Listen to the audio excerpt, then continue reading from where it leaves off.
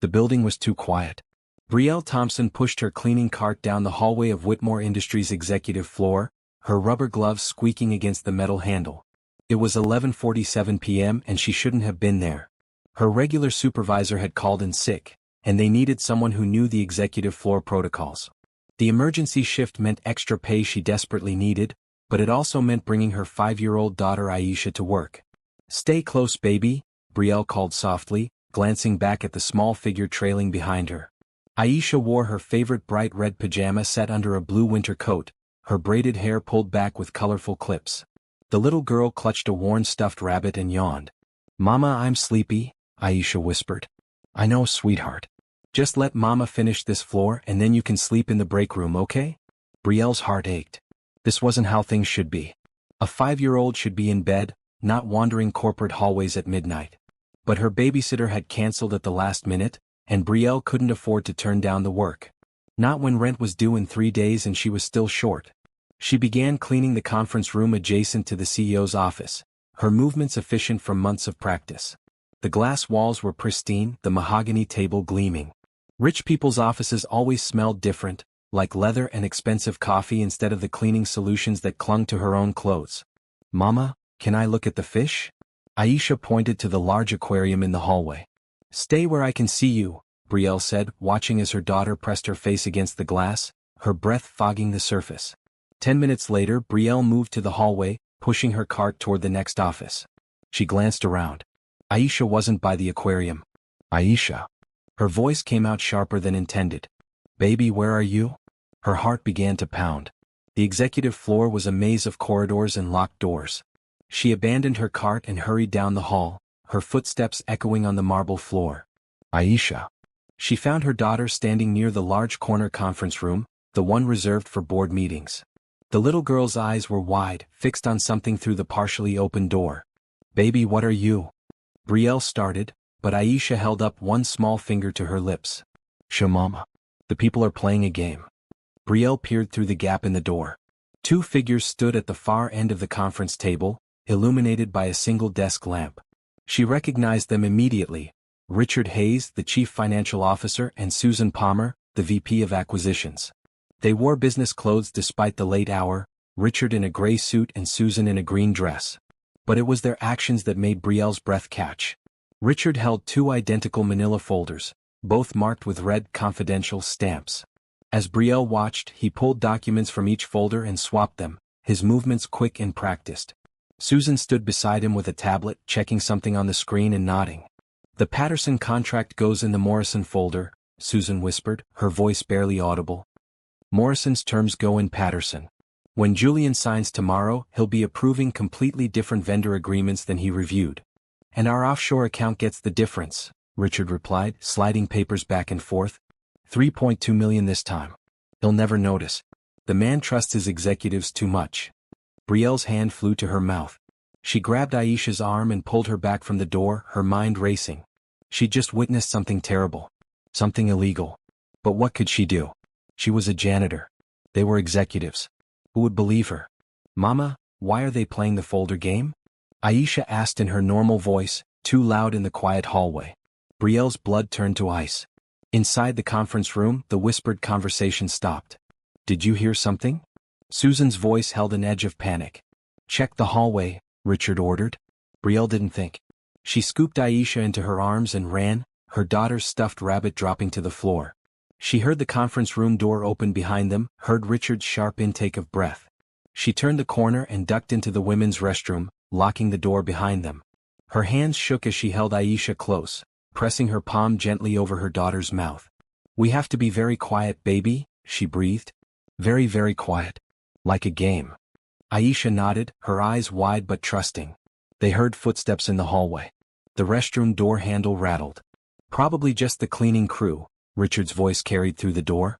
"But we need to be more careful. Finish up and get out of here." The footsteps retreated.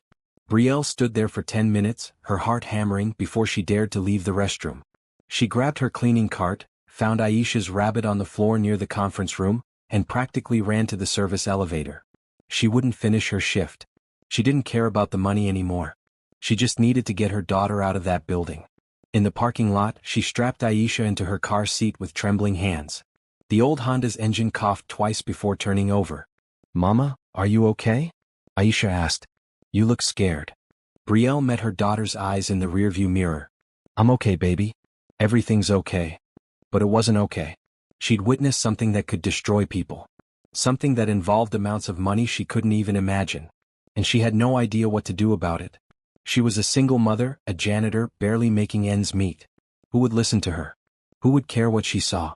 The night air was cold as they drove home to their small apartment. Brielle's mind spun with possibilities and fears. If she reported what she'd seen, would anyone believe her? Would she lose her job? Would Richard and Susan come after her? But if she said nothing, they would keep stealing.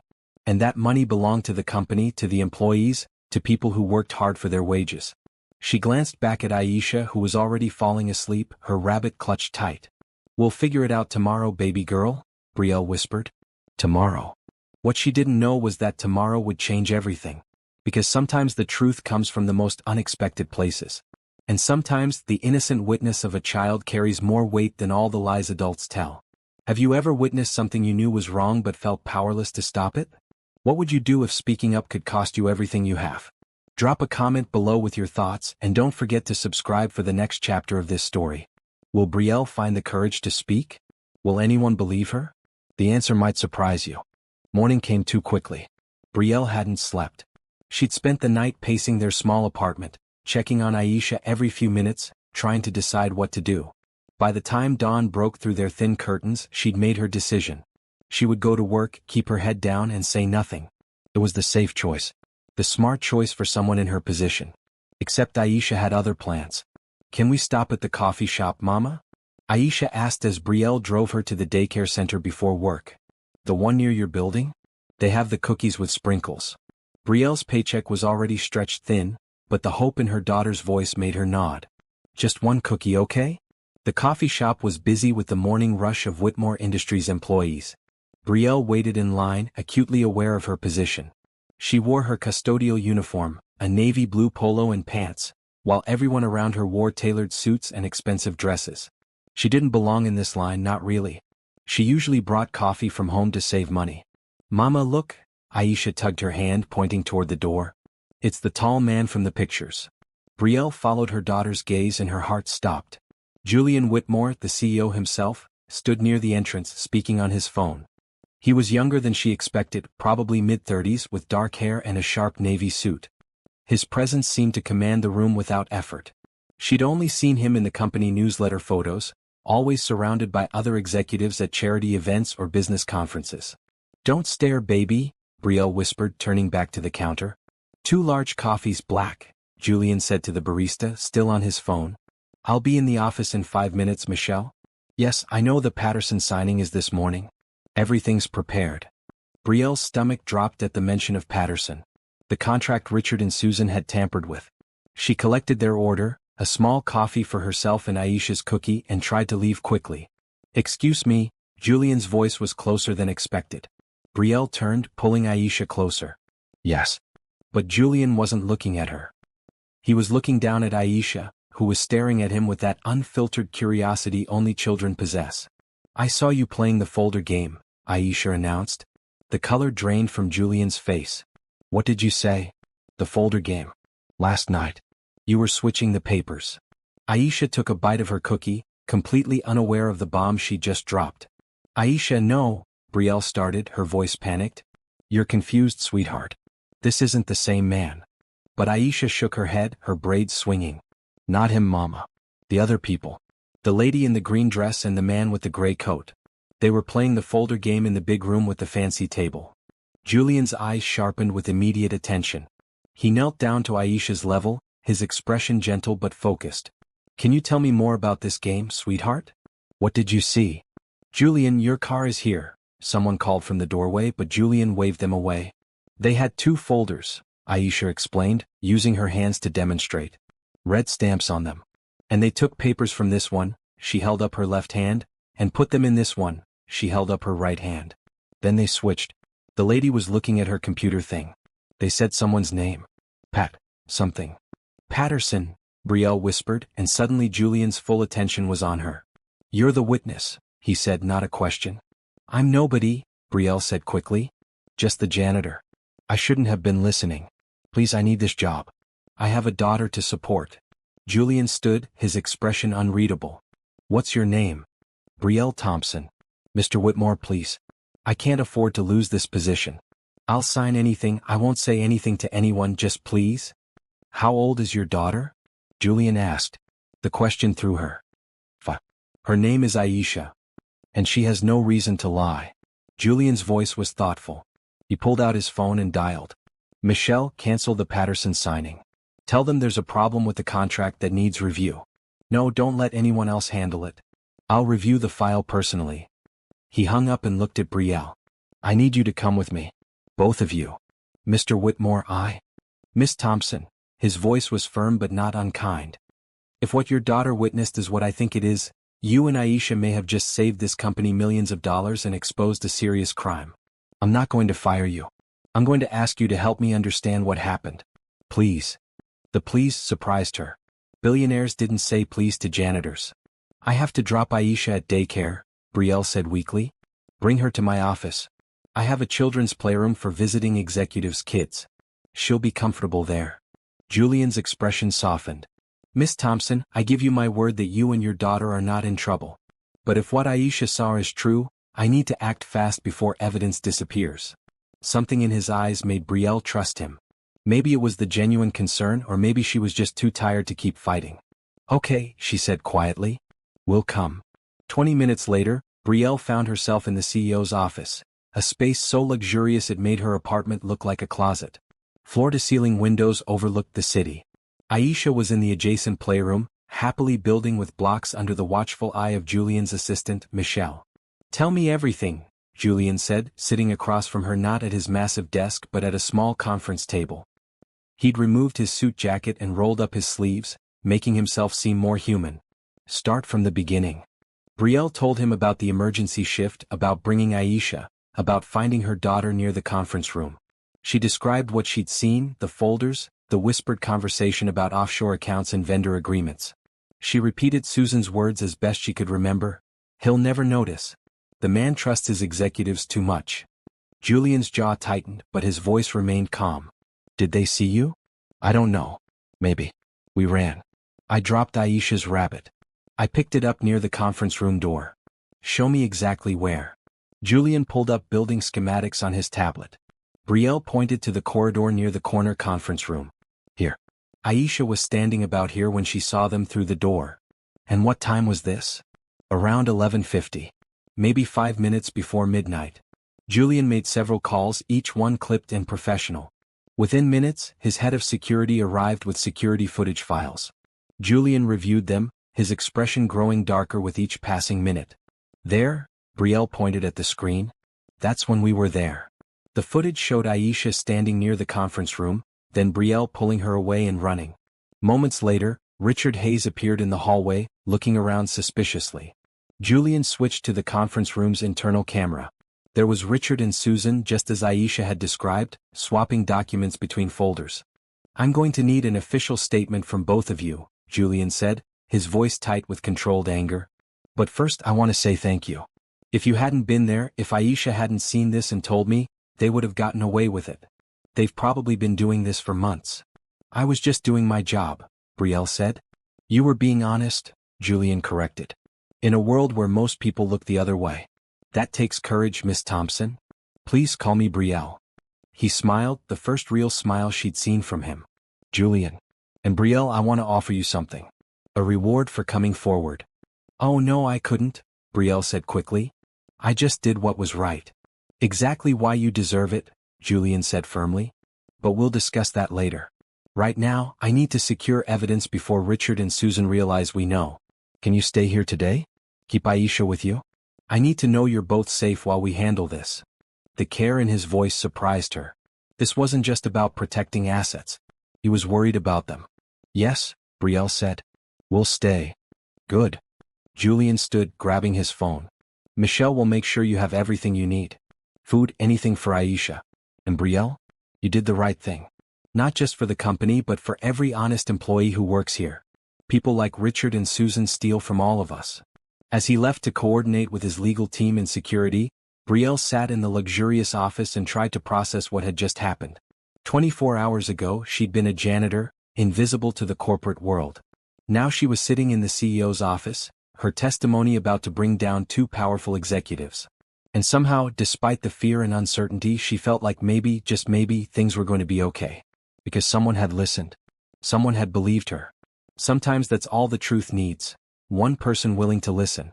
The next 48 hours passed in a blur of meetings, statements, and revelations that shook Whitmore Industries to its core. Julian moved with calculated precision, like a chess master who just discovered his opponent's strategy.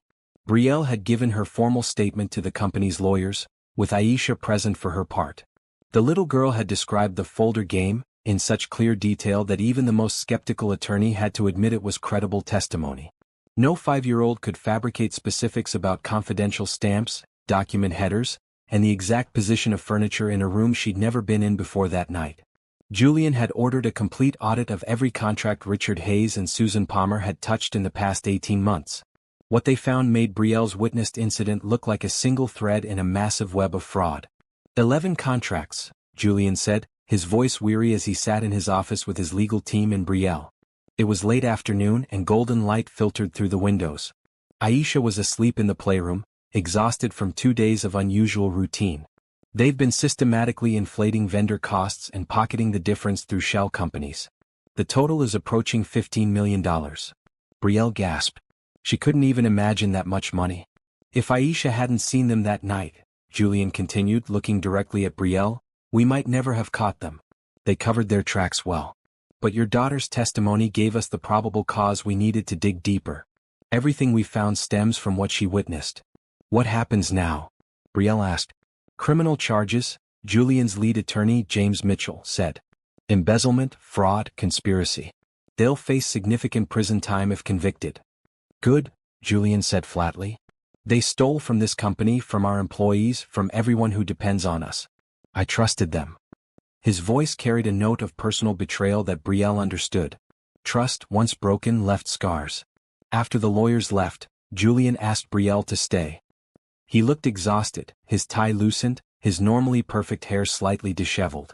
How are you holding up? He asked. The question surprised her. I'm okay.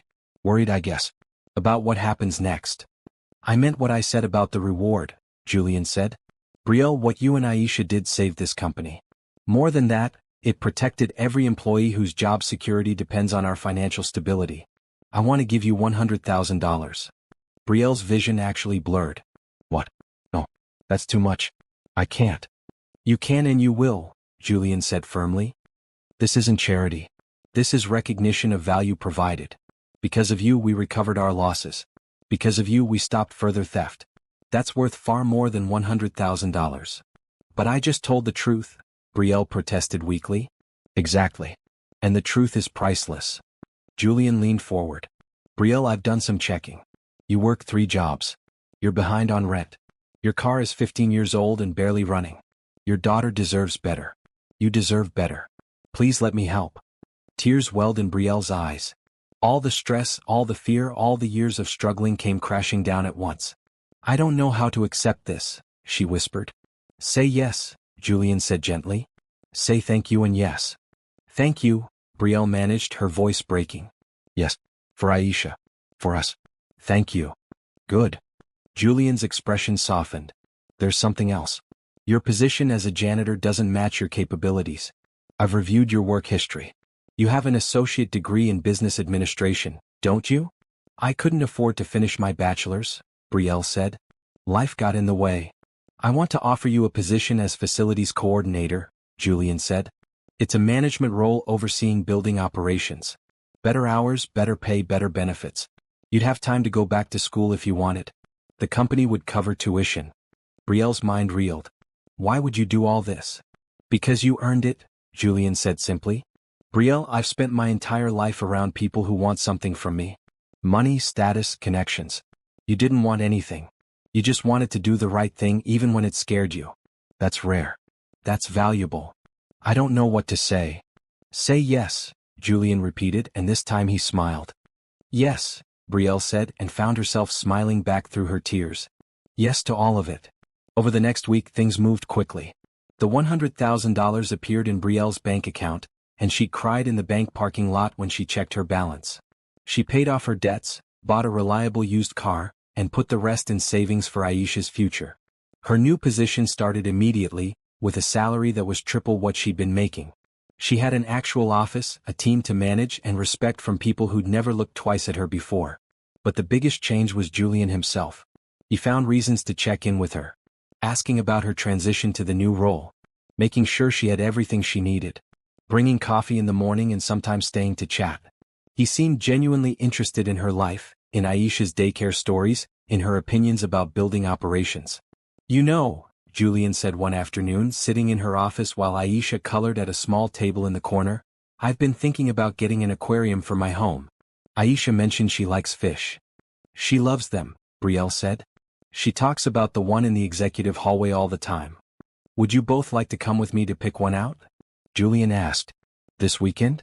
I could use the expert opinion of a 5-year-old. Brielle knew what this was. An invitation that went beyond professional courtesy. Julian Whitmore, Billionaire CEO, was asking to spend time with her and her daughter outside of work. And the careful hope in his eyes told her this wasn't about aquariums. "We'd love that," Brielle said softly. Julian's smile was worth everything. As he left her office, Brielle watched him go and tried to understand what was happening. She'd come to work one night as a janitor, barely able to keep her head above water, and now she was sitting in an office with a career, financial security, and a billionaire who looked at her like she was someone special. "Mama," Aisha said from her coloring table, "Mr. Julian is nice." "Yes, baby. He is. Is he your friend?" Brielle thought about the way Julian smiled at her, the way he remembered Aisha's favorite color was purple, the way he made her feel seen. "Yes," Brielle said. "I think he might be." What she didn't say, what she barely dared to think, was that maybe he was becoming something more than a friend. Something she'd given up hoping for years ago when Aisha's father had walked away. Maybe, just maybe, good things did happen to people like her. Maybe honesty and courage were rewarded. Maybe fairy tales existed in real life, even for single mothers who used to clean floors for a living. The truth had set something in motion. Where it would lead, Brielle didn't know. But for the first time in years she was excited to find out. Saturday arrived with clear skies and a sense of new possibilities. Brielle dressed Aisha in a bright maroon dress with white leggings, while she chose a simple blue blouse and jeans. She'd spent 20 minutes debating her outfit before Aisha had announced that the blue shirt made Mama's eyes pretty, and that settled it. Julian arrived at their apartment right on time, driving a modest SUV instead of the luxury cars Brielle had expected. He wore jeans and a green casual shirt, looking more relaxed than she'd ever seen him. "Ready for an adventure?" he asked Aisha, who practically vibrated with excitement. "We're getting fish," Aisha announced. "And you said maybe we can see the turtles too." "I did say that," Julian agreed, helping her into the car seat he'd had professionally installed that morning. Brielle tried not to read too much into that gesture. The aquarium store was massive, filled with tanks of every size displaying colorful fish that made Aisha press her face against the glass in wonder. Julian followed patiently as the little girl ran from display to display, explaining in great detail which fish were the prettiest. "That one looks grumpy," Aisha pointed at a large fish with a pronounced frown. "Just like my CFO before his morning coffee," Julian said, and Brielle laughed.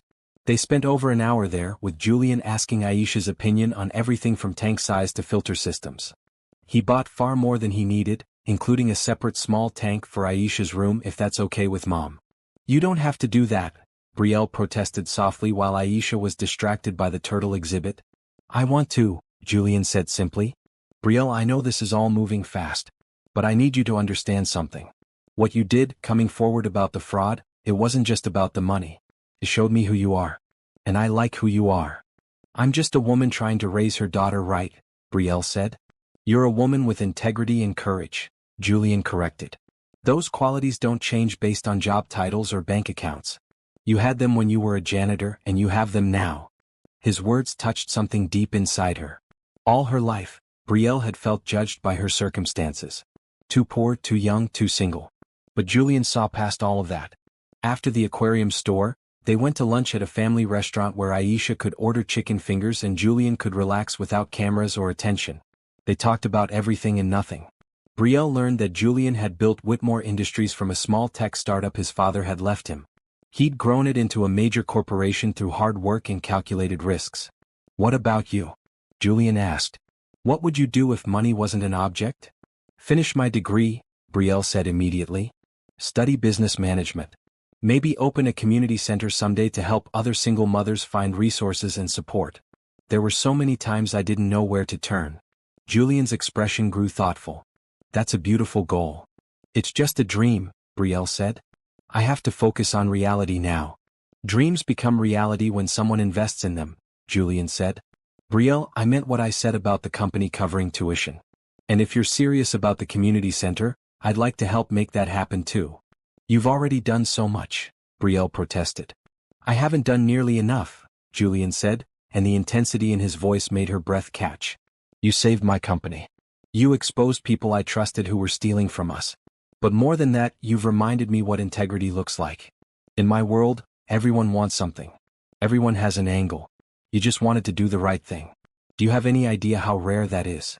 I just did what anyone would do, Brielle said softly. No, Julian said firmly. Most people would have looked the other way. They would have decided it wasn't their problem. You risked your job, your security, everything. For the truth. That deserves recognition. That deserves reward. I already accepted the money, Brielle reminded him. The position. All of it. I'm grateful, Julian. More than I can ever express. Then let me give you more, Julian said. Let me help you build your dream. Let me be part of your life, yours and Aisha's. Because somewhere between security footage and aquarium shopping, I realized something. He paused, his eyes meeting hers. I don't want this to be just about gratitude. I want to know you. Really know you. Brielle's heart hammered. Julian, we're from different worlds. So what? Julian said. Brielle, I've dated plenty of women from my world. They cared about my money, my status, what I could do for their social position. You care about whether I'm kind to your daughter. You judge me by my character, not my bank account. That's the world I want to live in. I have a 5-year-old, Brielle said. I work long hours. I'm not glamorous or sophisticated. You're real, Julian said. You're genuine. And when you smile at me, I don't wonder if you want something. I just feel happy. He reached across the table and took her hand. I'm not asking for forever right now. I'm just asking for a chance. To spend time with you. To get to know Aisha better. To see where this could go. Brielle looked at their joined hands, then at Aisha, who was happily coloring on her placemat. Her daughter deserved a good man in her life. Someone who would be patient and kind. Someone who would stay. One step at a time, Brielle said finally. We take this slow. For Aisha's sake. One step at a time, Julian agreed, squeezing her hand. But Brielle? I'm not going anywhere. When I commit to something, I see it through. And I'm committing to this. To you. To being someone you can count on. The sincerity in his voice made her believe him. They spent the rest of the day setting up the aquarium in Julian's penthouse, which was as luxurious as Brielle had imagined but somehow felt empty despite the expensive furniture. Aisha named all the fish, giving them elaborate backstories that made Julian laugh. Brielle found herself relaxing, watching her daughter play while Julian sat on the floor helping her arrange decorative plants. You're good with her, Brielle observed. She makes it easy, Julian said. She's honest and sweet and sees the world with wonder. Like her mother. By the time they left, Aisha was yawning and carrying a stuffed fish Julian had bought her. In the car, the little girl fell asleep almost immediately. Thank you for today, Brielle said softly as Julian drove them home. For everything. The aquarium, the lunch, the time. Aisha hasn't been this happy in I don't know how long. What about you? Julian asked. Are you happy? Brielle thought about the question. Happy. Such a simple word for such a complex feeling. I'm cautiously optimistic, she said. You scare me a little, Julian. This whole situation scares me. It feels too good to be true. I promise you it's real, Julian said. And Brielle? You don't scare easily. You walked into my office knowing your testimony could upend your life. You faced down criminals and lawyers. I think you can handle one man who just wants to take you to dinner. Brielle laughed despite herself. When you put it that way? Next weekend. Julian asked hopefully. A real date. Just you and me. We can arrange a sitter for Aisha, or if you prefer, we can do something all three of us enjoy. A real date, Brielle repeated, testing the words. I haven't been on one of those in years. Then I'll make sure it's worth the wait, Julian promised. As he carried sleeping Aisha up to their apartment and helped Brielle tuck her into bed, Brielle realized something profound. She'd spent years believing that good things didn't happen to people like her. That she'd made too many mistakes, started too far behind, to ever catch up to the life she wanted. But maybe that was wrong.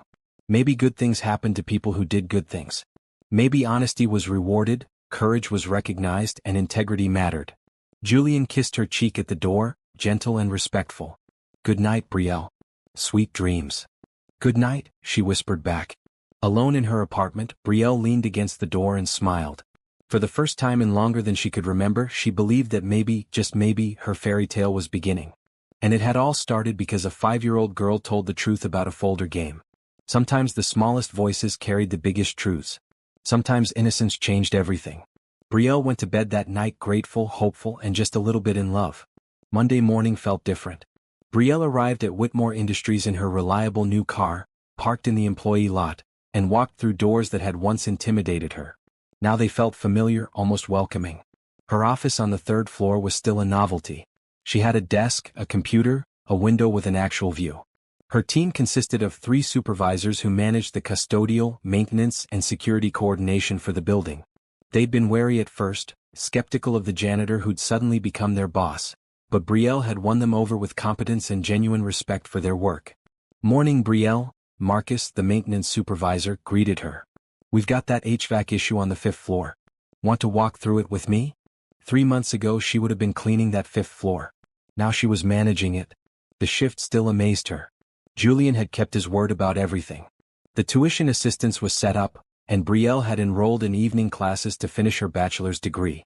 She'd paid off all her debts, moved into a better apartment with a bedroom for Aisha instead of having her daughter sleep on the couch, and even started a small savings account for emergencies. But the biggest change was Julian himself. He found excuses to visit her office daily. Sometimes it was legitimate business, like discussing facility upgrades or reviewing maintenance budgets. Other times, he just appeared with coffee and conversation, settling into the chair across from her desk like it was the most natural thing in the world.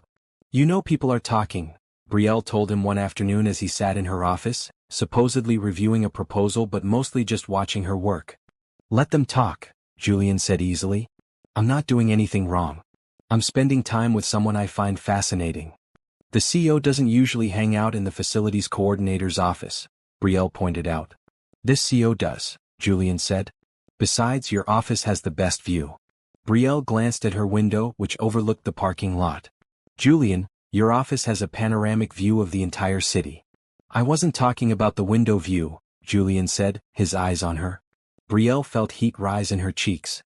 3 weeks of these visits, these conversations, these loaded glances, and she still wasn't used to the way Julian looked at her. Like she was something precious. Their first real date had been perfect. Dinner at a quiet restaurant where they could talk without interruption, followed by a walk through a park where autumn leaves crunched under their feet.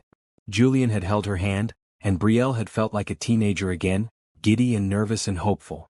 The second date had included Aisha.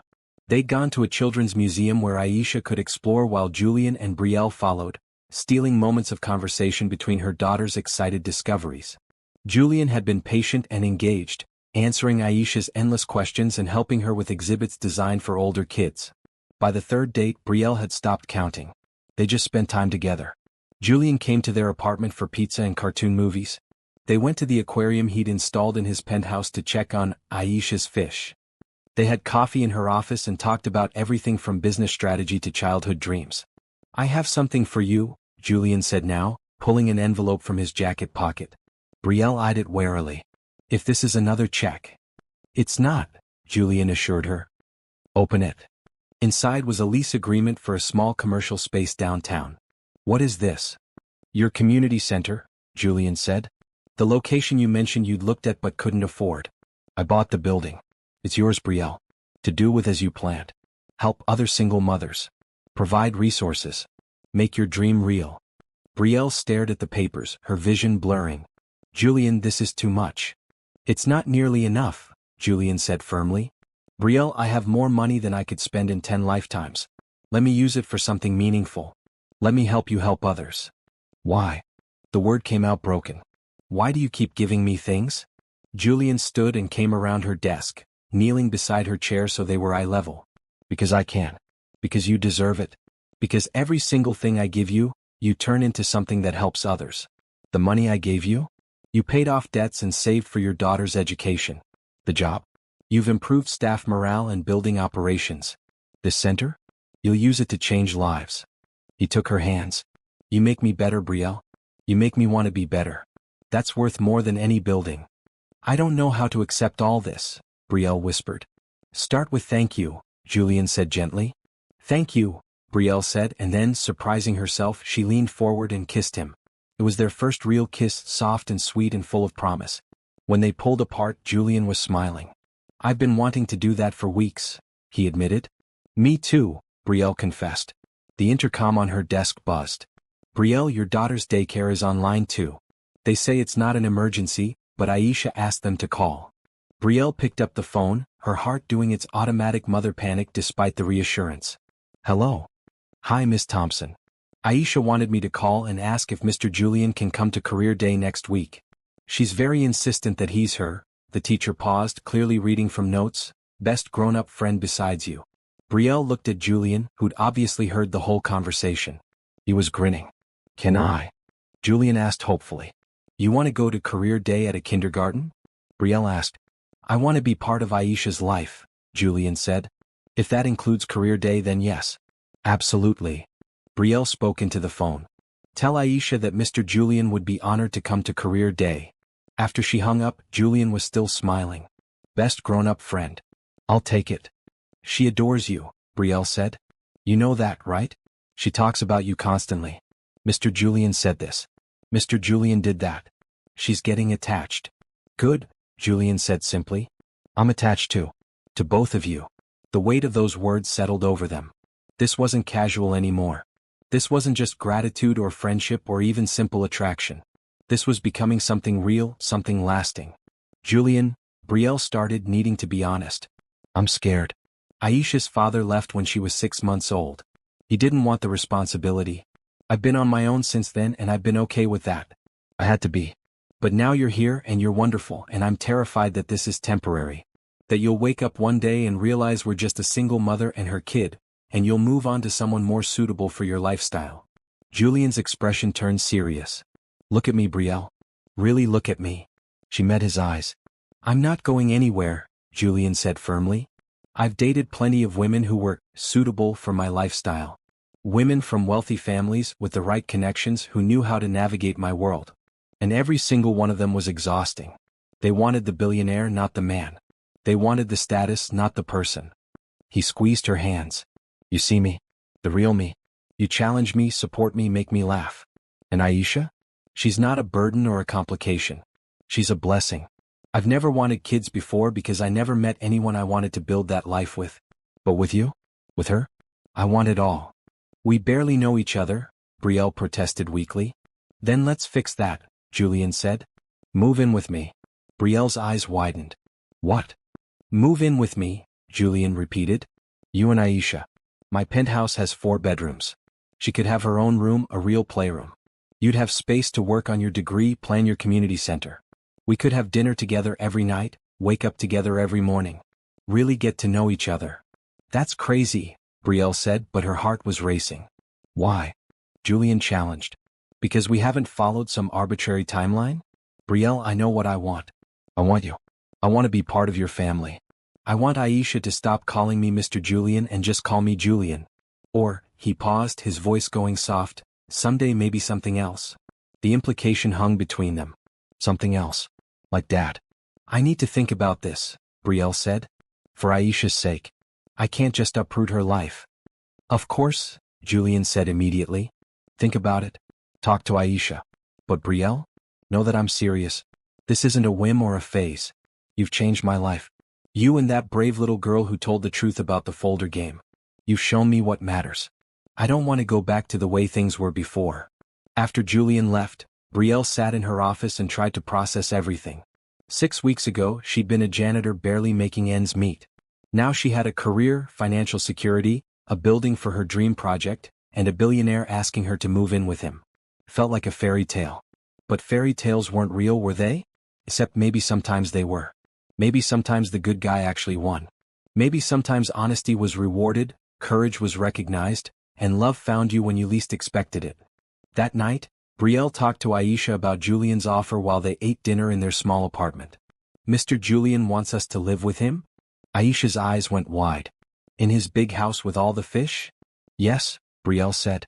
But only if you want to. It would be a big change. Aisha thought about it with the seriousness only a 5-year-old could muster. Would we still have our stuff? Yes, baby. All your toys, all your books. Everything. And I'd see Mr. Julian every day? Every day, Brielle confirmed. Okay, Aisha said simply. I like Mr. Julian. He's nice. He listens when I talk about fish. Out of the mouths of babes, Brielle thought. He listens. Such a simple thing but so important. Is that all that matters? Brielle asked gently. He makes you smile, Mama, Aisha said. You smile more now. Brielle hadn't realized her daughter had noticed. Does that make you happy? Yes, Aisha said firmly. So we should live with Mr. Julian. Then you'll smile all the time. Later that night, after Aisha was asleep, Brielle texted Julian, we need to talk about logistics. And furniture. And a million other things. But yes, we'll move in with you.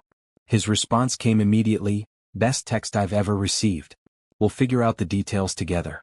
All of them. I promise. Brielle fell asleep that night with a smile on her face, believing that sometimes maybe fairy tales did come true. And they started with the simple act of telling the truth and being brave enough to accept help when it was offered. Her life was changing in ways she'd never imagined. And for the first time in years, she wasn't afraid of what came next. She was excited. Moving into Julian's penthouse was both easier and harder than Brielle had imagined. The logistics were simple enough. Julian hired movers who treated their modest belongings with the same care as priceless antiques. Within a weekend, their old apartment was empty and their new life was beginning. The harder part was adjusting to the sheer scale of luxury. Julian's penthouse occupied the entire top floor of a downtown high-rise. Floor-to-ceiling windows offered views of the city that took Brielle's breath away. The kitchen had appliances she didn't know how to use. The bathrooms were bigger than her old bedroom. It's too much, Brielle said, standing in the massive living room while Aisha ran from room to room exploring. It's just right, Julian countered, wrapping his arms around her from behind. This place was always too big for one person. Now it feels like a home. Aisha's bedroom was a dream. Julian had hired a decorator who'd created a space any 5-year-old would love, with a canopy bed, built-in bookshelves, and an art station by the window. The piece de resistance was the large aquarium built into one wall, already stocked with colorful fish that Aisha immediately began naming. Mr. Julian, this is the best room ever, Aisha announced, hugging his legs. Thank you. You're welcome, sweetheart, Julian said, ruffling her braids. But you know you don't have to call me Mr. Julian anymore. Just Julian is fine. Aisha considered this seriously. Okay, Julian. Can I show the fish to my friends when they visit? Absolutely, Julian said. This is your home now. You can invite anyone you want. Watching them together made Brielle's heart swell. Julian was natural with Aisha, patient with her endless questions, engaged in her childish concerns. He'd attended career day as promised, charming the entire kindergarten class with stories about running a company that included a lot of making sure people are happy and doing good work. But the real test came during the company's annual family picnic 2 weeks after they moved in. You don't have to come, Julian told Brielle over breakfast. I know being the subject of office gossip is uncomfortable. We're coming, Brielle said firmly. I'm not going to hide. Besides, Aisha loves picnics. The event was held at a large park with games, food, and activities for children. As they arrived, Brielle was acutely aware of the stares. The whispers. The former janitor now living with the CEO. The fairy tale that seemed too convenient, too fast. Ignore them, Julian murmured, taking her hand. You belong here as much as anyone. Mama, look. There's a bounce house. Aisha tugged at Brielle's other hand. Go ahead, baby, Brielle said, watching her daughter run off to join other children. For the first hour, things were awkward. Brielle stood near the food tables, trying to look comfortable while feeling utterly out of place. These were executives, managers, people who'd never given her a second glance when she cleaned their offices. Then something shifted. Brielle Thompson? A woman in her 40s approached, wearing a friendly smile. I'm Janet Peters, Human Resources. I've been wanting to meet you properly. I heard what you did, exposing the fraud. That took serious courage. Oh, Brielle said, surprised. Thank you. No, thank you, Janet said. Richard Hayes processed my last 2 raises. I always wondered why they seemed smaller than expected. Turns out he was skimming from employee benefits too. You stopped that. Other employees began approaching. The IT manager whose department budget had been mysteriously cut. The marketing coordinator whose vendor contracts had been inflated. The security guard who'd noticed discrepancies but hadn't known who to tell. You saved our jobs, one woman said. The company was bleeding money. Eventually there would have been layoffs. You did what most people wouldn't, a man added. You put your job on the line for what was right. By lunchtime, Brielle found herself surrounded by people thanking her, sharing their own stories of how the fraud had affected them, treating her like a hero instead of an interloper. Julian watched from across the park, talking to board members but keeping one eye on Brielle. When their gazes met, he smiled and Brielle felt warmth spread through her chest. He'd known this would happen. He'd believed people would see her for who she really was. She's good for you, one of the board members, an older woman named Dorothy, said to Julian. I've known you since you were a boy, Julian. I've never seen you this happy. I am happy, Julian admitted. Happier than I knew I could be. Good, Dorothy said. Don't let the shark circle.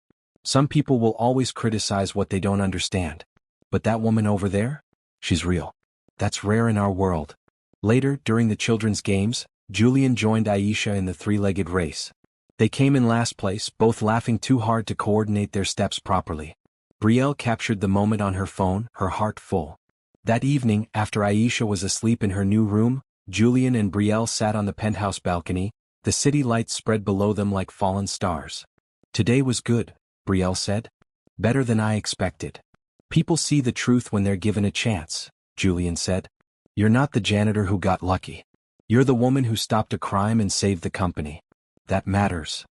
It still feels surreal, Brielle admitted. A few months ago, I was worrying about whether I could afford Aisha's school supplies. Now I'm living in a penthouse, dating a billionaire, planning a community center. It's like someone else's life. It's your life, Julian said firmly. You earned every bit of it, Brielle. I need you to believe that. I'm trying, she said. But Julian, I need you to understand something. I'm not with you because of the money or the lifestyle. I'm with you because of who you are. The man who got on the floor to help Aisha build block towers. The man who listens when I talk about my community center dreams. The man who makes me feel valued and seen. Good, Julian said, pulling her close. Because I'm with you for similar reasons. You make me want to be better. You challenge me to think about how I use my resources, how I treat people, what legacy I want to leave. Before you, I was just building wealth.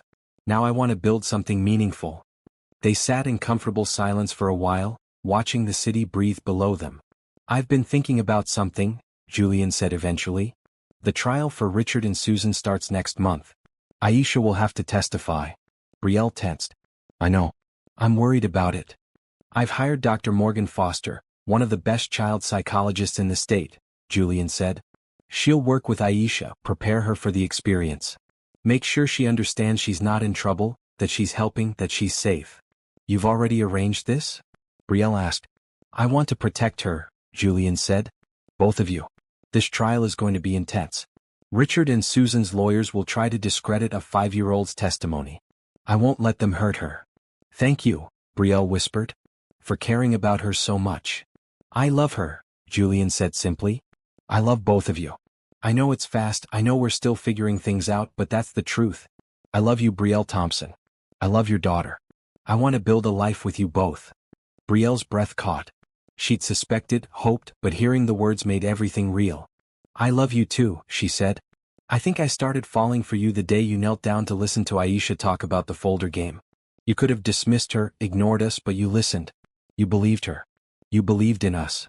Julian kissed her then, slow and deep, a kiss full of promise and commitment. When they pulled apart, he rested his forehead against hers. We're going to get through this trial together. And then we're going to build something beautiful. Your community center, our family, a future that matters. Together, Brielle agreed. That night, lying in bed in Julian's arms, Brielle thought about how far she'd come. From a janitor afraid to speak up, to a woman who'd found her voice and her courage. From a single mother struggling alone, to part of a partnership that felt solid and real. The trial would be difficult. She knew that. But they'd face it together. And after that, they'd build the life they both wanted. A life based on honesty, courage, and love. Sometimes the best things came from the hardest moments. Sometimes one brave choice rippled outward, changing everything. And sometimes, love found you in the most unexpected ways and showed you that you'd been worthy all along. Brielle fell asleep with a smile, grateful for folder games and honest children and billionaires who knew how to listen. Grateful for second chances and new beginnings. Grateful for love. Dr. Morgan Foster arrived on a Tuesday afternoon, carrying a briefcase and wearing a warm smile. She was in her 50s with kind eyes and a gentle demeanor that immediately put Aisha at ease. "So you're the brave girl I've heard so much about," Dr. Foster said, settling onto the floor of Aisha's room where the little girl was playing with her dollhouse. "I'm Aisha," the little girl said. "Do you want to meet my fish? They're named Princess, Bubble, Stripey, and Mr. Grumpy." "I would love to meet them," Dr. Foster said, and Brielle watched as the psychologist spent 20 minutes simply playing with Aisha, building trust before any mention of the trial. Over the next 2 weeks, Dr. Foster visited 3 times a week. She used dolls and toys to help Aisha understand what a courtroom looked like, who would be there, and what kinds of questions she might be asked. She explained that some people might try to confuse her, but that all Aisha had to do was tell the truth about what she saw. "What if I forget something?" Aisha asked during one session. "Then you say you don't remember," Dr. Foster explained patiently. "It's okay not to remember everything. The important thing is that you only say things you're sure about. Does that make sense?" Aisha nodded seriously. "Like when Mama asks if I brushed my teeth, I should only say yes if I really did?" "Exactly like that," Dr. Foster said with a smile. Julian attended several of these sessions, sitting quietly in the corner while Aisha practiced. His presence seemed to give the little girl confidence. She'd look over at him periodically and he'd nod encouragingly. "You're doing great, sweetheart," he'd tell her afterward. "You're so brave." But the reality of what was coming weighed heavily on Brielle. She watched her daughter practice pointing to pictures of folders and explaining the folder game, and her heart ached. No 5-year-old should have to do this. "She'll be fine," Julian assured her one night after Aisha was asleep. "Dr. Foster says she's handling it remarkably well. Kids are more resilient than we give them credit for." "I know," Brielle said. "But I hate that she has to go through this. She's just a baby. A baby who might put 2 criminals in prison and help dozens of employees get justice," Julian reminded her gently. "That's a powerful thing, Brielle. Aisha is making a difference." The preliminary hearings had already concluded. Richard Hayes and Susan Palmer had pleaded not guilty to all charges: fraud, embezzlement, conspiracy. Their lawyers were mounting an aggressive defense, claiming the prosecution's case rested on the unreliable testimony of a child and circumstantial evidence.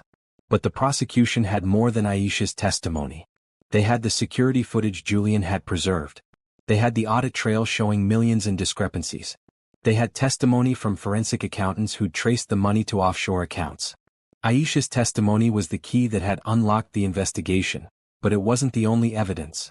Still, her testimony would be crucial. A jury needed to understand how the fraud was discovered. They needed to see the innocent witness who'd stumbled upon wrongdoing and had the courage to speak up. "I want you to know something," Julian said to Brielle as they prepared for the trial's start. "Whatever happens in that courtroom, I'm proud of you. I'm proud of Aisha. You both showed integrity when it mattered most. What if they get away with it?" Brielle voiced her deepest fear. "What if the jury doesn't believe Aisha? What if all of this was for nothing?" "Then we'll know we tried," Julian said firmly. "But I don't think that's going to happen. Truth has a way of prevailing, Brielle. I've seen it in business and life. Truth and persistence win in the end." The night before the trial began, Brielle couldn't sleep. She stood in Aisha's doorway, watching her daughter sleep peacefully, Mr. Grumpy the stuffed rabbit clutched in her arms. Julian found her there, wrapping his arms around her from behind.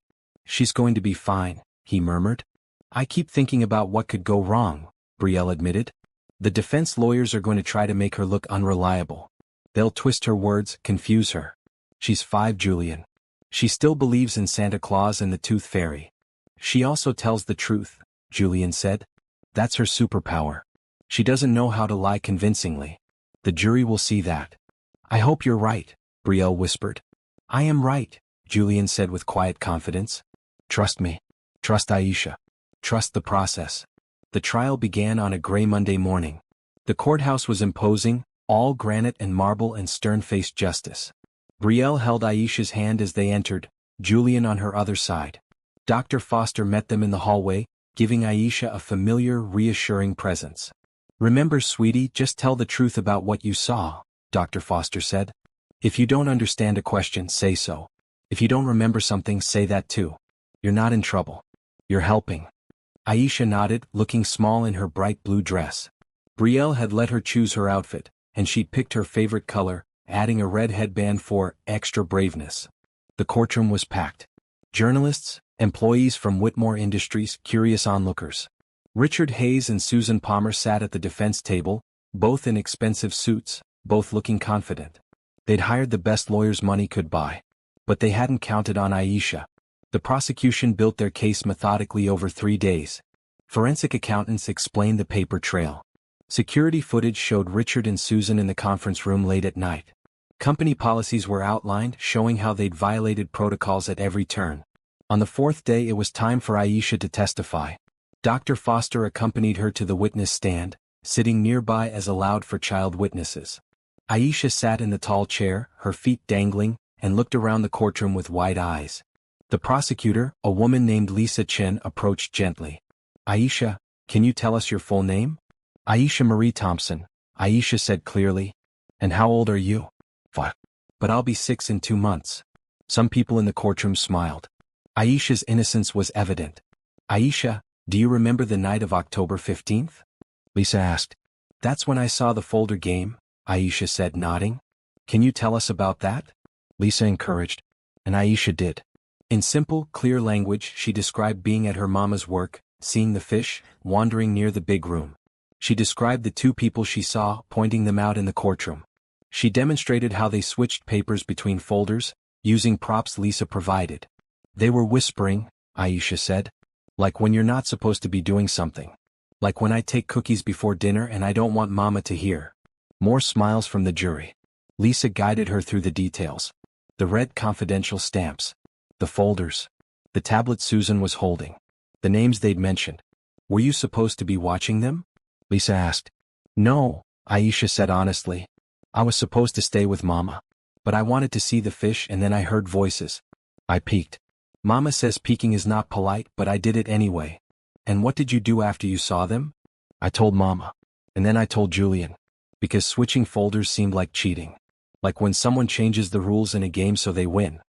"Is Julian here today?" Lisa asked. Aisha immediately found Julian in the gallery and waved. "Hi, Julian." Julian waved back, his eyes shining. The defense attorney, a sharp-faced man named Robert Green, approached for cross-examination. Brielle tensed. "Aisha," Robert said, his voice deceptively kind. "You were very tired that night, weren't you?" "It was late." "Yes," Aisha said. "I was sleepy. And sometimes when we're sleepy we imagine things, don't we?" "Sometimes," Aisha agreed. "But I really saw them. It wasn't pretend." "How can you be sure?" Robert pressed. "Because I picked up my rabbit afterward," Aisha said. "I dropped him when Mama and I ran away. If it was pretend, my rabbit wouldn't have been there." The logic was childlike but sound. Several jurors nodded. Robert tried different angles. Had anyone told her what to say? No. Had she practiced this story? Only with Dr. Foster to not be scared. Could she have been confused about what she saw? No, Aisha said firmly. They had 2 folders. They switched the papers. I saw it. Robert held up 2 identical folders. Can you show us what you saw? Without hesitation, Aisha demonstrated, pulling imaginary papers from one folder and putting them in the other, then reversing the process. Her movements matched the security footage exactly. No further questions, Robert said, looking frustrated. Aisha was excused. She climbed down from the stand and went straight to Brielle, who hugged her tight. Did I do good, Mama? Aisha whispered. You did perfect, baby, Brielle said, her voice thick with emotion. So perfect. Julian joined them, pulling them both into his arms. She was incredible, he murmured. Absolutely incredible. As they left the courtroom, heading to the private waiting room, Brielle felt something shift. The hardest part was over. Aisha had told her truth, and she'd done it with courage and clarity. Now they just had to wait for justice to be served. But watching her daughter skip down the courthouse hallway, singing a song about brave fish, Brielle already felt victorious. Because Aisha had faced something scary and come through it unscathed. She'd stood up for what was right, just like her mama had taught her. And that lesson, that legacy of integrity and courage, was worth more than any verdict. The trial stretched into its second week, and the tension was palpable. Richard Hayes and Susan Palmer's defense team worked overtime to discredit the prosecution's case, but their strategies were becoming increasingly desperate. On Monday, the defense called their own expert witness, a psychologist who testified about the unreliability of children's memories. Dr. Philip Warren sat in the witness stand, his gray suit immaculate, his voice authoritative. Children under the age of 7 have underdeveloped memory encoding, Dr. Warren explained. They're highly susceptible to suggestion, confabulation, and false memories. A 5-year-old cannot reliably distinguish between what they actually saw and what they think they saw. Brielle felt sick. This man was systematically dismantling Aisha's credibility, using fancy words and scientific studies. But during cross-examination, the prosecution struck back. Dr. Warren, Lisa Chin said calmly, in your expert opinion, can a 5-year-old accurately report a simple event they witnessed? In some circumstances, Dr. Warren hedged. Such as, if the event was straightforward, emotionally neutral, and not subject to adult influence. Would you say watching 2 adults exchange papers between folders qualifies as straightforward and emotionally neutral? Lisa asked. Dr. Warren paused. Potentially. And the child in question provided her testimony without adult coaching. In fact, she voluntarily approached Mr. Whitmore to tell him what she saw. Doesn't that suggest reliable observation rather than false memory? It's possible, Dr. Warren admitted reluctantly. Dr. Warren, have you reviewed the security footage that corroborates Aisha Thompson's testimony? I have. And does her description of events match what the security footage shows? Another pause. Yes, it does. No further questions, Lisa said with satisfaction. But the defense wasn't finished. They brought employees who testified that Richard and Susan were respected executives, pillars of the community, people who'd never do something so dishonest. They brought character witnesses who painted Richard as a devoted father and Susan as a charitable philanthropist. The most difficult moment came when the defense called a former co-worker of Brielle's to the stand. Margaret Chin, a woman who'd worked alongside Brielle in custodial services, took the oath with obvious reluctance. Miss Chin, Robert Green said, you worked with Brielle Thompson for approximately 8 months, correct? Yes, Margaret said quietly. And during that time, did Miss Thompson ever express resentment toward company executives? Objection, Lisa said immediately. Relevance. I'm establishing a potential motivation for fabrication, Robert argued. I'll allow it, the judge said. But tread carefully, Mr. Green. Miss Chin? Robert prompted. Margaret sighed. Brielle sometimes mentioned that it was hard, cleaning offices for people who made more in a day than she made in a month. But that's normal. Everyone feels that way sometimes. So she resented the executives? Robert pressed. No, Margaret said firmly. She was just being honest about the struggles. Brielle is a good person. She worked hard, took care of her daughter. She wasn't looking to cause trouble for anyone. But she did cause trouble, didn't she? Robert suggested. She accused 2 respected executives of serious crimes. She told the truth about what her daughter saw, Margaret corrected, her voice stronger now. I've known Brielle for years. She's not a liar. If she says something happened, it happened. The defense's attempt to paint Brielle as vindictive backfired. Margaret's testimony actually reinforced Brielle's character and credibility. But the stress was taking its toll. Brielle barely slept, picking at her meals, jumping at every phone call from the courthouse. Aisha noticed, asking why Mama looked so worried all the time. I'm okay, baby, Brielle assured her. Just thinking about grown-up things. Julian was her rock through it all. He canceled meetings to sit with her during testimony. He held her when she cried from the stress. He reminded her daily that they were doing the right thing. They're scared, Julian said after a particularly brutal day of defense testimony. Richard and Susan know the evidence is solid. So they're attacking anything they can.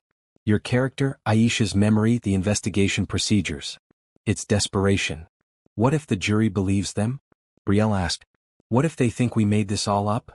Look at me, Julian said, cupping her face in his hands. The jury has seen the security footage. They've heard the forensic accountants. They've seen Aisha's honesty. Truth wins, Brielle. It always does. I want to believe that, she whispered. Then believe in us, Julian said. Believe in what we've built. This trial doesn't define us. We define ourselves. That night, as Brielle lay awake worrying, Julian came to find her on the balcony where she'd been sitting in the dark. I've been thinking, Julian said, settling beside her, about what happens after all this is over. We don't know how it will end, Brielle said. I know how I want it to end, Julian said. With you becoming my wife. Brielle turned to stare at him. What? Marry me, Julian said simply. Not right now, not in the middle of all this chaos. But after. When the trial is over and we can breathe again. Marry me, Brielle. Let me be Aisha's father legally, not just in my heart. Let's build the family we both want. Julian, Brielle's voice broke. You can't propose now. Not with everything. Why not? Julian challenged. Life doesn't wait for perfect timing. I love you. I love Aisha. I want to wake up every morning knowing we're a family in every possible way. So yes, I'm proposing now in the middle of chaos, because that's when love matters most. You're crazy, Brielle said, but she was smiling through her tears. Crazy about you, Julian agreed. So what do you say? Will you marry me? Brielle looked at this man who'd changed her life so completely. Who'd believed in her and her daughter when no one else would. Who'd stood beside them through suspicion and trial and stress. Who'd shown her what real love looked like. Yes, she said. Yes, I'll marry you. Julian kissed her then, deep and thorough, sealing the promise between them. When they finally pulled apart, he said, I'll get you a ring after the trial. Something beautiful and perfect just like you. I don't need a fancy ring, Brielle said. I just need you. You'll have both, Julian promised. The ring and me. Forever. The next morning they woke to news that sent shockwaves through the trial. Susan Palmer's lawyer had contacted the prosecution with a plea deal offer. Susan was willing to testify against Richard in exchange for a reduced sentence. She's breaking, Lisa Chin told them at the courthouse. The evidence is too strong and she knows it. She wants to save herself. What does this mean for the trial? Julian asked. It means we have a cooperating witness, Lisa said. Someone who can testify about the fraud from the inside. It strengthens our case considerably. Richard Hayes' lawyer tried to get the trial delayed, arguing that Susan's deal prejudiced his client, but the judge denied the motion. The trial would proceed. Susan took the stand 2 days later, and her testimony was damning. She confirmed every detail Aisha had reported. She explained how the scheme had worked, how they'd chosen which contracts to tamper with, how they'd hidden the money. She admitted to everything. It was Richard's idea, Susan said, though even she didn't seem to fully believe her own attempt to shift blame. But I went along with it. I'm guilty.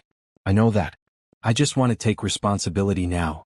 By the time Susan finished testifying, Richard's defense was in shambles. His lawyers scrambled, but there was little they could do. The evidence was overwhelming, and now they had an insider confirming it all. The prosecution rested their case the following day. The defense made their closing arguments, but they felt hollow. Everyone in that courtroom knew the truth. The jury deliberated for less than 6 hours. Guilty. On all counts. Brielle cried when she heard the verdict, relief flooding through her like a physical wave. Julian held her tight, whispering reassurances and love. Aisha, who'd been waiting with Dr. Foster in a separate room, came running when she saw her mother's tears. It's okay, Mama, Aisha said, patting her face. These are happy tears, right? Yes, baby, Brielle managed. Very happy tears. Julian knelt down to Aisha's level. You did it, sweetheart. You told the truth and you helped catch the bad guys. You're a hero. Really? Aisha's eyes went wide. Really? Julian confirmed. The bravest girl I know. As they left the courthouse, reporters called out questions, cameras flashed, but Julian shielded them both, getting them to the car and away from the chaos. That evening, safe in the penthouse with Chinese takeout and animated movies, they finally relaxed. The trial was over. Justice had been served. Richard and Susan would face significant prison time. I can't believe it's actually over, Brielle said, curled up against Julian on the couch while Aisha dozed beside them. It's over, Julian confirmed. And now we can focus on what really matters. Our future. Our family. Our life together. When should we tell Aisha about the engagement? Brielle asked. Tomorrow, Julian said. Let's give her one more day to just be a kid who helped catch bad guys. Then we'll tell her she's getting a father. She already has one, Brielle said softly. You've been her father in every way that matters since the day we moved in. Then let's make it official, Julian said. All of it. The engagement, the adoption, the happily ever after. As Brielle drifted off to sleep that night, she thought about how much had changed since that night Aisha witnessed the folder game. A moment of innocent observation had transformed their entire lives, setting in motion events that led to justice, love, and family. Sometimes the smallest voices carried the most important messages. Sometimes the truth, spoken by a child, had the power to change everything. And sometimes fairy tales were real after all. The weekend after the verdict felt like the first real breath Brielle had taken in months. No more trial preparations, no more testimony, no more anxiety about what would happen in court. Just peace. Julian had planned a surprise getaway to a lakeside cottage 2 hours from the city. They'd left early Saturday morning, Aisha excited about the adventure, and Brielle grateful for the escape. The cottage was perfect, rustic but comfortable, with a wide porch overlooking the water. Trees surrounded them, their leaves brilliant red and gold in the autumn sunshine. It was private, peaceful, and exactly what they all needed. "This is beautiful," Brielle said, standing on the porch while Julian unpacked the car and Aisha explored the dock. "I thought we could all use a break from the city," Julian said, joining her. "Just the three of us, no phones, no obligations. Just time together." They spent the day like a real family. Julian taught Aisha how to skip stones across the lake. They went hiking on a gentle trail, with Aisha collecting interesting leaves and rocks. They roasted hot dogs over a fire pit and made s'mores, Aisha getting chocolate and marshmallow everywhere. "This is the best day ever," Aisha announced, her face sticky with sugar. "Can we live here forever?" "Maybe someday," Julian said. "Would you like that? A house by a lake where you could swim in summer and play in snow in winter?" "Yes," Aisha said firmly. "And we could have more fish. Big ones in the lake." After dinner, Aisha crashed hard, exhausted from the day's activities. Julian carried her to the bedroom they'd set up for her, tucking her in with Mr. Grumpy the rabbit. "Sweet dreams, princess," he whispered, kissing her forehead. Brielle watched from the doorway, her heart full. This was her family. This was what happiness looked like. They returned to the porch, where Julian had set up battery-powered lanterns and brought out blankets against the evening chill. The lake reflected the stars, creating a mirror of lights that seemed to go on forever. "Thank you for this," Brielle said, settling into Julian's arms. "For everything. I keep waiting to wake up and find out this was all a dream." "It's real," Julian assured her. "Very real. And Brielle, there's something I want to talk to you about." His tone made her turn to look at him. "What's wrong?" "Nothing's wrong," Julian said quickly. "But I want to be honest with you about something. About my life before you." Brielle waited, giving him space to continue. "I've dated a lot of women," Julian said carefully. "Probably more than I should have. Models, actresses, executives. But they were all—" He paused, searching for words. "Transactions, I guess. They wanted something from me, money or status or connections, and I wanted someone beautiful on my arm for events. It was shallow and empty, but it was easy." "Julian, you don't have to," Brielle started. "I do," Julian said. "Because I need you to understand how different this is. How different you are. When you came into my life, when Aisha told me about the folder game, everything changed. Suddenly I was meeting someone who didn't want anything from me. Who was terrified I'd take things away from her instead. Who just wanted to protect her daughter and do the right thing." He took her hands. "You saw me as a person, Brielle. Not as a billionaire or a CEO or a potential opportunity. Just as a man. And when I offered to help, you resisted because you didn't want to feel like you owed me. Do you know how rare that is?" "I was just being myself," Brielle said softly. "Exactly," Julian said. "You were being real. And I fell in love with that reality. With your strength and your integrity and your fierce love for your daughter. With the way you challenged me to be better, to use my resources for good, to think about what really matters." He pulled her closer. "I've never felt this way before. This, complete. Like my life finally makes sense. Like all the money and success means something because I can share it with you and Aisha. Because I can help build your community center and watch you help other people. Because I get to be part of something real and meaningful instead of just accumulating more wealth." Tears slipped down Brielle's cheeks. "I love you so much." "I love you too," Julian said. "More than I knew I could love anyone. And I want to spend the rest of my life showing you that every single day." They sat in silence for a while, wrapped in each other's arms, listening to the gentle lap of water against the shore. "I have fears too," Brielle admitted. "About all of this. I keep thinking about the difference in our backgrounds, our worlds. I'm terrified that someday you'll wake up and realize you could have had someone more polished, more sophisticated. Someone who knows which fork to use at fancy dinners and how to make conversation with board members." "Brielle," Julian said firmly, I don't want polished and sophisticated. I want real. I want someone who calls me out when I'm being too focused on work. I want someone who reminds me that people matter more than profits. I want someone who makes me laugh at aquarium stores and teaches me that the best evenings are spent eating pizza on the floor while watching cartoons with a 5-year-old. He tilted her chin up so she had to meet his eyes. I want you. Exactly as you are. I don't need you to change or become someone else. You're already perfect. I'm far from perfect, Brielle said with a watery laugh. Perfect for me, Julian clarified. And perfect for Aisha. Which is all that matters. When are we going to tell her? Brielle asked. About the engagement? Tomorrow morning, Julian said. I want her to be part of this from the beginning. I want her to know that I'm choosing both of you, committing to both of you. That I want to be her father, not just her mother's husband. She's going to be so excited, Brielle said. She already thinks of you that way, you know. The other day at daycare, she told her teacher that Julian was going to be her daddy soon. Julian's eyes shone with emotion. Really? Really? Brielle confirmed. She's been waiting for you to make it official. Then I won't make her wait any longer, Julian promised. They stayed up late talking about everything and nothing.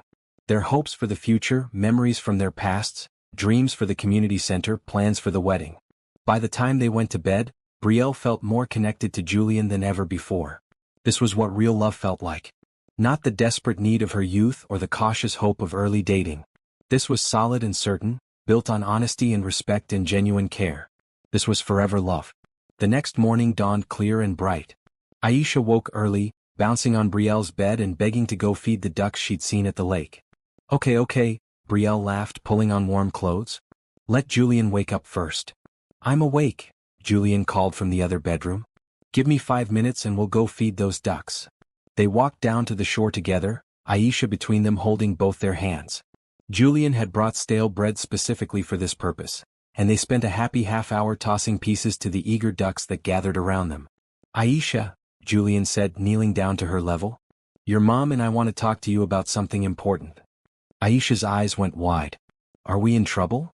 No, sweetheart, Brielle said. The opposite. We have really good news. I've asked your mom to marry me, Julian said.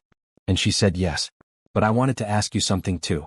Aisha, would it be okay with you if I became your dad? If I adopted you and became your father officially? For a moment, Aisha just stared at him. Then her face broke into the biggest smile Brielle had ever seen. Really? You want to be my dad? More than anything, Julian said. If that's okay with you. Aisha launched herself at him, wrapping her arms around his neck. Yes. I want you to be my dad. I told everyone at school you were going to be, and they didn't believe me, but now it's real. Julian held her tight and Brielle saw tears in his eyes. It's real, princess. I promise. Can I call you daddy? Aisha asked. I would love that, Julian said, his voice thick with emotion. Daddy? Aisha tested the word, then said it again with more confidence. Daddy. I have a daddy now, Mama. Brielle joined them, wrapping her arms around both of them. Her family. Complete at last. They spent the rest of the morning celebrating with a special breakfast at a diner in the nearby town, where Aisha announced to the waitress that she was getting a daddy. They explored a small art fair, where Julian bought Aisha a watercolor painting of the lake. They walked and talked and laughed, and Brielle felt like her heart might burst from happiness. On the drive home that evening, Aisha fell asleep in her car seat, exhausted but wearing a smile even in sleep. Best weekend of my life, Julian said quietly, glancing at Brielle. Mine too, she agreed. Thank you for giving us this. For being the man you are. Thank you for letting me in, Julian said. For trusting me with your heart and your daughter. I won't let you down, Brielle. I promise. I know you won't, she said, and she meant it with every fiber of her being. As they drove through the darkening evening toward home, Brielle reflected on the journey that had brought them here. One night of witnessing wrongdoing. One brave choice to speak up. One billionaire who listened to the truth spoken by a child. From that small moment of courage, everything had grown. Justice, love, family, hope. All of it connected, all of it real. Sometimes the biggest changes started with the smallest actions. Sometimes standing up for what was right led to rewards beyond imagination. And sometimes, love found you exactly when you needed it most, bringing healing and joy and a future full of promise. Brielle was ready for that future. With Julian beside her and Aisha safely in their care, she was ready for anything. The confession of love, freely given and gratefully received, had sealed their bond. Now came the best part, living it out, day by day, moment by moment, forever. The months after the trial verdict passed in a blur of happiness and new beginnings. Richard Hayes and Susan Palmer were sentenced to 15 and 12 years in prison, respectively, with requirements to pay back everything they'd stolen. The judge praised Aisha's courage during sentencing, calling her a model of integrity and honesty that adults would do well to emulate. But the real celebration happened at Whitmore Industries during a company-wide meeting Julian had called to announce changes and share good news. Over the past 6 months, Julian said, addressing the packed auditorium, we've faced a difficult truth about corruption within our company. But we've also witnessed extraordinary courage and integrity. Because of one 5-year-old girl and her brave mother, we stopped a fraud that would have eventually threatened every job in this company. He gestured to Brielle, who stood with him on stage, Aisha beside her in a bright red dress. Brielle Thompson started here as a janitor. Today, she's not only our facilities coordinator but a partner in a new community initiative Whitmore Industries is launching. We're funding and supporting the Thompson Community Center, which will provide resources, education, and support for single parents throughout our city. The applause was thunderous. Brielle had to wipe away tears as her colleagues and former co-workers celebrated her achievement. But that's not all we're celebrating today, Julian continued. He turned to Brielle and took her hand. Brielle has agreed to become my wife. More applause, this time mixed with cheers. Someone whistled. And Aisha, Julian knelt down to the little girl's level, is going to become my daughter. The adoption paperwork is already in progress. Aisha grabbed the microphone with the confidence only a 6-year-old could have. I'm getting a daddy, she announced proudly. And he's really nice and he knows all about fish. The entire auditorium erupted in laughter and applause. After the meeting, employees lined up to congratulate them. The woman from HR who'd first approached Brielle at the picnic hugged her tightly. You've changed so many lives, Janet said. Not just by stopping the fraud but by showing us what real integrity looks like. Margaret, Brielle's former co-worker, was there too. I always knew you were special, she said. I'm so happy for you. The community center opened 3 months later.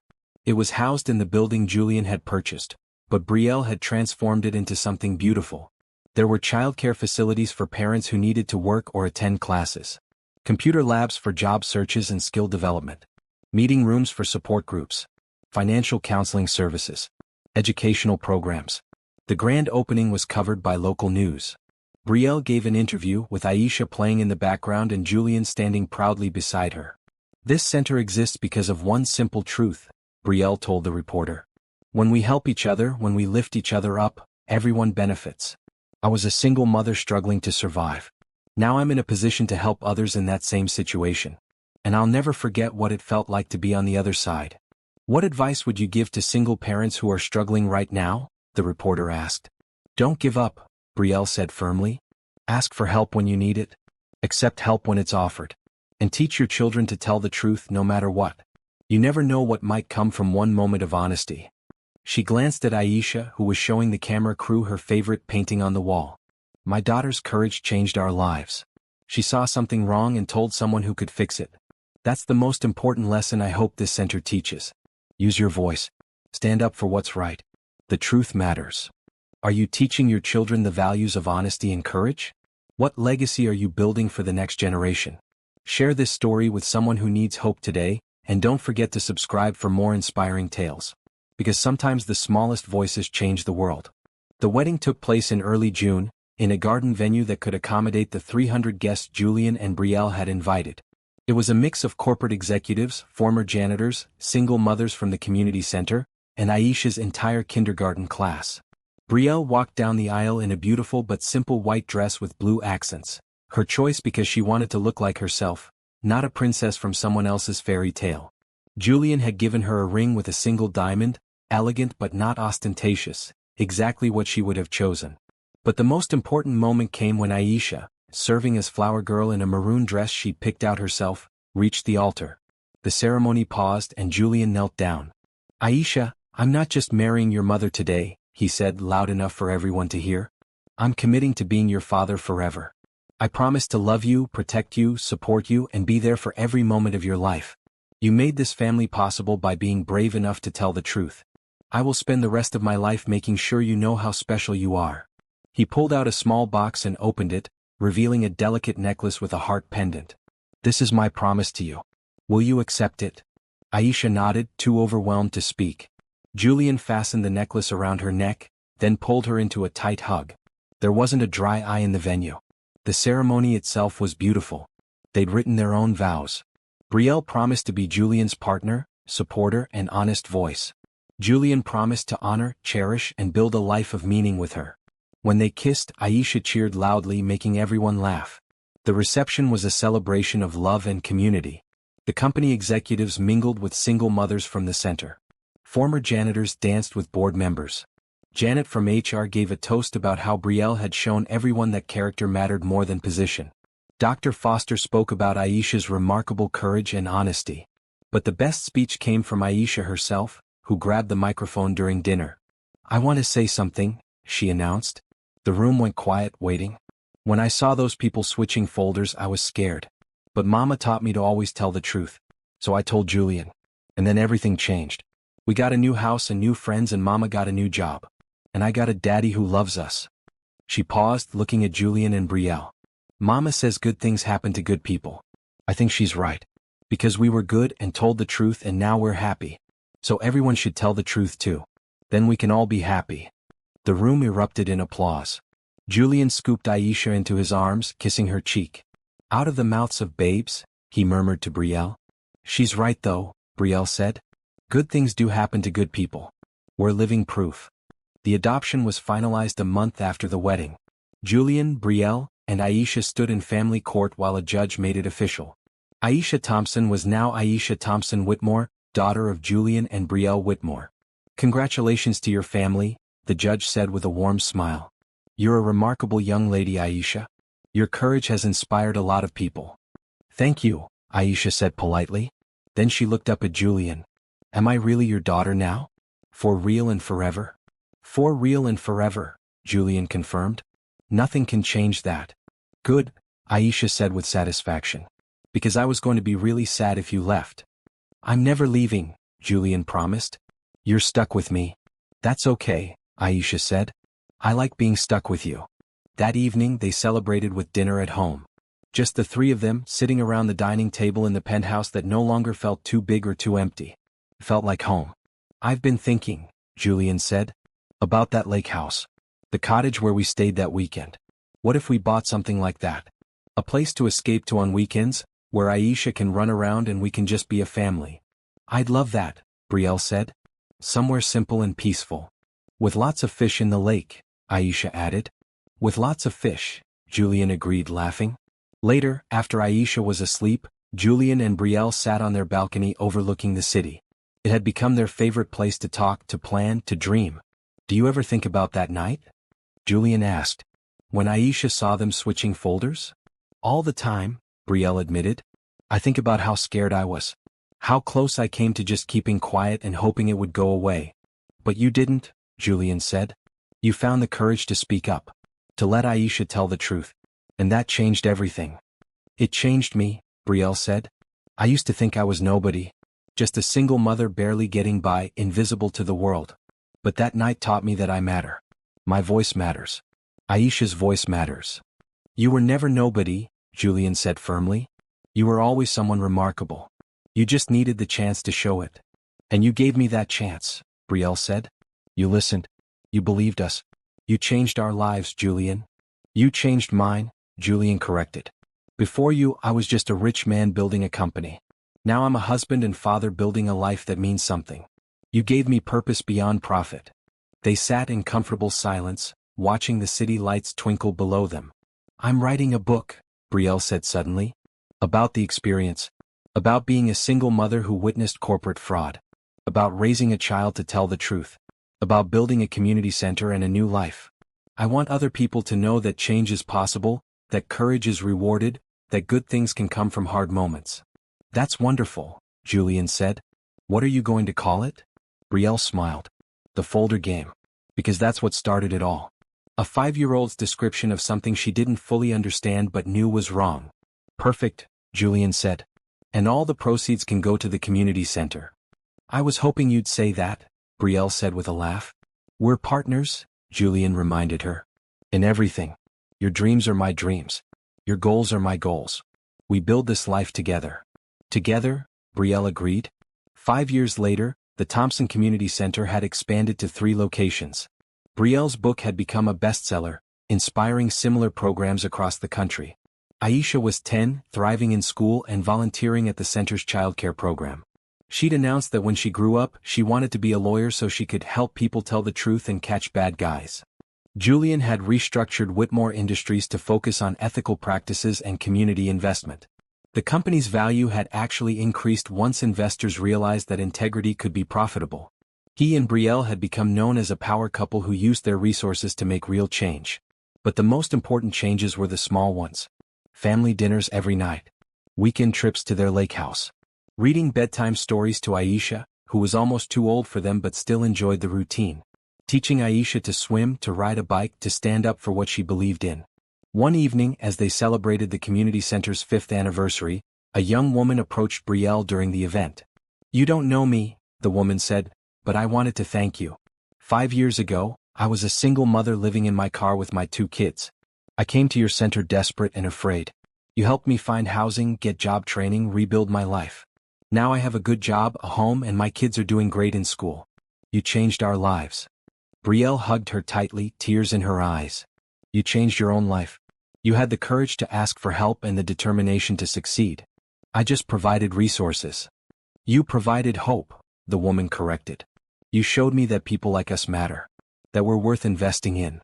After she left, Julian wrapped his arm around Brielle's shoulders. You hear that all the time now, don't you? Stories of lives changed. It never gets old, Brielle said. Every person we help, every family we support, it all traces back to that one night when Aisha told the truth. One moment of courage that rippled outward and touched hundreds of lives. Thousands, Julian corrected. With the book and the speaking tours and the other centers that have opened using your model. Thousands of lives changed because a 5-year-old girl saw something wrong and had the courage to speak up. That night, back home, Aisha showed them her school project. She'd made a poster board about family heroes. My hero is my mom, Aisha had written in careful letters. She taught me to always tell the truth even when it's scary. She was a janitor, but she didn't let that stop her from being brave. She saw people doing bad things and she told. Then everything changed for us. Now she helps other people who need help. She's my hero because she shows me that anyone can be brave and make a difference. You don't have to be rich or famous. You just have to care about doing what's right. Below the text was a drawing of Brielle in her old janitor uniform, holding Aisha's hand, with a speech bubble saying, "The truth matters." Brielle couldn't stop the tears. Oh baby. This is beautiful. It's true, Aisha said simply. You're my hero, Mom. You and Dad both. You taught me that being honest and kind and helpful is more important than being rich or pretty or popular. You're all 3, Julian said, pulling Aisha into a hug. Honest, kind, helpful, and the smartest, most beautiful daughter anyone could ask for. And rich now, Aisha added practically. Which is nice because we have the big house and the lake house and I can go to good schools. But Mom always says we're rich because we have each other, not because we have money. Your mom is very wise, Julian said, looking at Brielle with so much love it made her heart ache. That night, after Aisha was in bed, Julian and Brielle returned to their usual spot on the balcony. 10 years had passed since that fateful night. A decade of growth, change, challenge, and triumph. Do you ever wonder what would have happened if Aisha hadn't seen them? Brielle asked. If we hadn't spoken up? Sometimes, Julian admitted. Richard and Susan would have kept stealing. Eventually, the company might have collapsed. Lives would have been ruined. And you and I would have never met. Everything happens for a reason, Brielle said. Not because it's predetermined, but because our choices create our reality. We chose honesty. We chose courage. And those choices led us here. To the best life I could have imagined, Julian said. With the best partner, the best daughter, the best purpose. You gave me all of that, Brielle. We gave it to each other, Brielle corrected. And to Aisha. We built this together. Together, Julian agreed, kissing her softly. Always together. As they looked out over the city, lights stretching to the horizon, Brielle thought about the journey that had brought them to this moment. From a terrified janitor to a confident community leader. From a single mother struggling to survive to a woman with the resources to help thousands. From loneliness to love, from fear to family, from survival to purpose. All because a 5-year-old girl witnessed a crime and told the truth. All because a mother found the courage to support her daughter's honesty. All because a billionaire chose to listen and believe. The folder game, as Aisha had called it, had been the catalyst for everything. A simple act of fraud witnessed by innocent eyes, reported by a truthful voice, and addressed by someone with the power to make change. From that small seed, a mighty tree had grown. A tree that sheltered hundreds of families, provided hope to struggling parents, and proved that integrity, honesty, and courage were values that truly mattered. Brielle Thompson Whitmore fell asleep that night, wrapped in her husband's arms, grateful for every moment that had led to this point. Grateful for truth-telling daughters and listening billionaires. Grateful for second chances and new beginnings. Grateful for a life built on a foundation of honesty and love. And in her dreams she saw folders being switched, heard a child's innocent voice saying "I saw them," and watched as that simple truth transformed everything, proving that sometimes the smallest voices carried the most important messages, and the most ordinary people possessed the most extraordinary courage. The end was really just the beginning. A beginning of a life lived with purpose, love, and the enduring belief that good things happen to good people who find the courage to tell the truth and the wisdom to accept help when it's offered. This was their happy ending. Hard-won, well-deserved, and absolutely real. Forever and always,